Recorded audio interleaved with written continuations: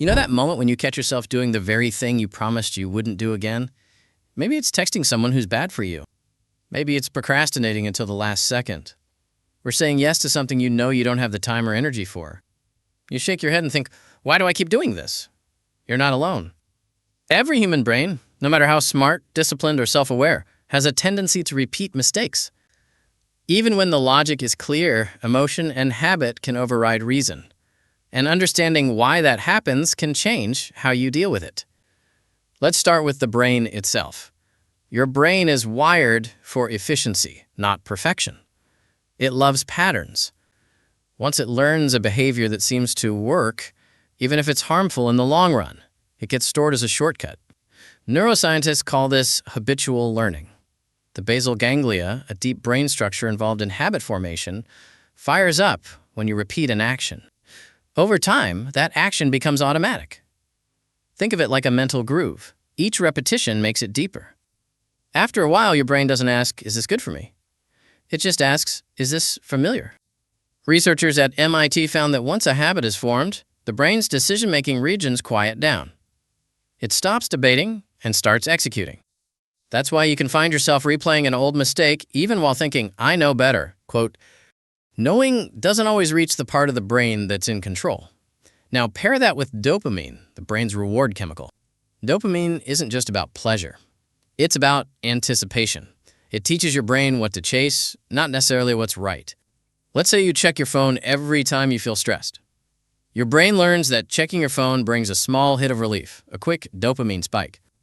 Even if you later regret wasting time, the reward loop has already been reinforced. Studies from 2021 show that even mild rewards can create strong neural pathways after just a few repetitions. That's how small mistakes can become stubborn cycles. It's not just habits and chemistry, though. It's also emotion. When we make a mistake, we often attach it to shame or guilt. And ironically, that emotional weight makes it more likely we'll repeat the same behavior. The brain hates discomfort. So when guilt or shame appear, we look for ways to escape it. And if the escape route used to be scrolling, eating, overspending, or avoidance, that's where we go again. It's like trying to put out a fire with gasoline. Psychologists call this the self-sabotage loop. We repeat what hurts because it temporarily soothes. It's not a failure of willpower. It's a coping mechanism that's misfiring. For example, someone who grew up in a critical environment might unconsciously seek out partners who make them feel the same way. It's painful but familiar. And in the brain, familiarity feels safer than uncertainty.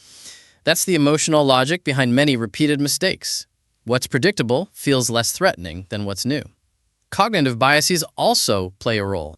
Take the optimism bias. It's the belief that this time will be different. Researchers estimate that nearly 80% of people display this bias regularly. You think, I know I've failed at this before, but now I understand what went wrong. I'll get it right. That tiny spark of overconfidence keeps you walking the same path. It's not stupidity, it's hope hardwired into cognition. Then there's the confirmation bias. We look for evidence that supports our existing beliefs. If deep down you believe, I'm not good with money, your brain will unconsciously steer you toward choices that confirm it. That way, your internal story stays consistent. Changing behavior means challenging identity, and that's uncomfortable. So we keep repeating the same script to preserve who we think we are. Memory also plays tricks on us. When you recall a past mistake, your brain doesn't replay it like a video. It reconstructs it.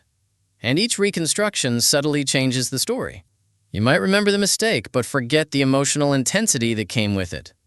That fading emotion makes you underestimate the consequences. So you're more likely to do it again. It's why people return to toxic jobs or relationships thinking it wasn't that bad. The brain edits out the pain to protect you. Now let's talk about stress. Under stress, the prefrontal cortex, the part responsible for rational decision-making, goes offline. Meanwhile, the amygdala, the brain's emotional alarm system, takes over. That's when old habits resurface. A 2022 study in Nature Neuroscience showed that under acute stress, people revert to habitual choices 70% more often than when calm. So it's not that you forget what's right, it's that your brain's control center is temporarily out of service. There's also something called ego depletion. It's the idea that self-control runs on limited fuel. After a long day of decision-making, you're more likely to make impulsive choices. That's why you might resist temptation all day, then break your diet at 10 p.m. It's not weakness, it's exhaustion of cognitive resources. Modern life, filled with constant micro-decisions, depletes that mental energy faster than we realize. Sometimes repeating mistakes isn't about the brain at all. It's about the story you've been told. If you've been taught that mistakes define you, you might hide from them instead of learning from them.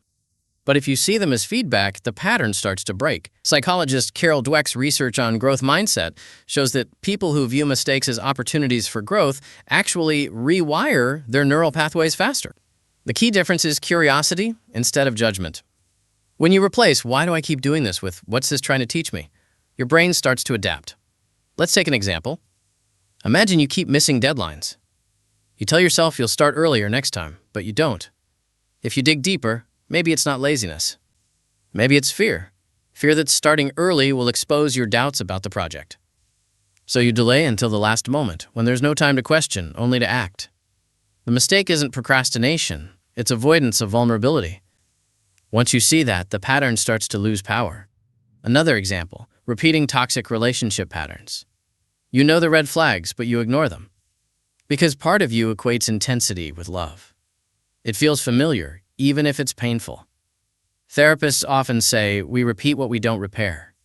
Until the emotional wound is understood, the brain keeps seeking familiar pain in hopes of resolving it. Awareness is the first step, but emotional processing is what breaks the loop. So how do you actually stop repeating mistakes?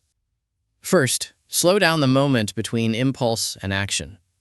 Neuroscientist Judson Brewer calls this the habit loop pause. Quote, "When you feel the urge to repeat a behavior, take 3 deep breaths and name what's happening. For example, I'm about to check my phone to avoid discomfort. Naming the urge activates the prefrontal cortex and brings awareness back online. In brain imaging studies, this simple act of labeling reduces activity in the amygdala by up to 30%.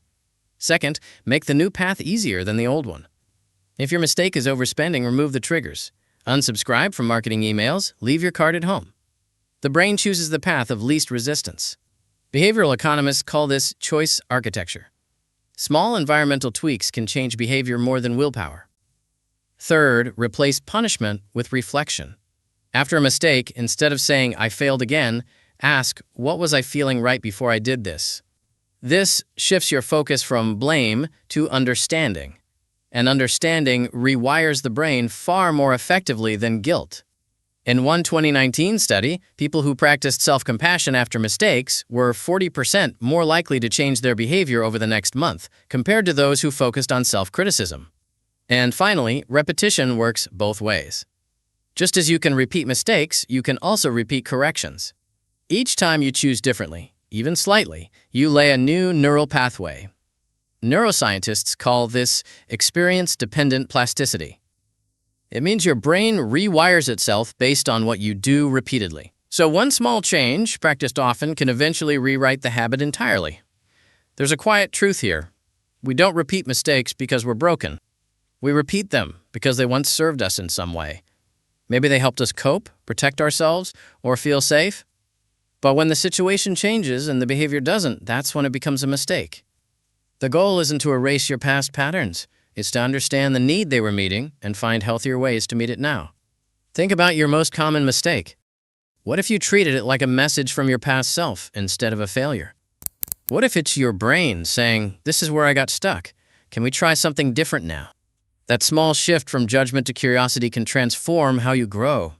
Progress in psychology is rarely about big leaps. It's about noticing the small loops that keep you circling and learning how to step out of them one at a time. Self-awareness is the flashlight. Patience is the path. And kindness to yourself is the thing that keeps you walking forward. So the next time you catch yourself making the same mistake, pause. Acknowledge it. Remind yourself that repetition is just your brain trying to protect an old version of you. Then, gently, choose differently. Even once.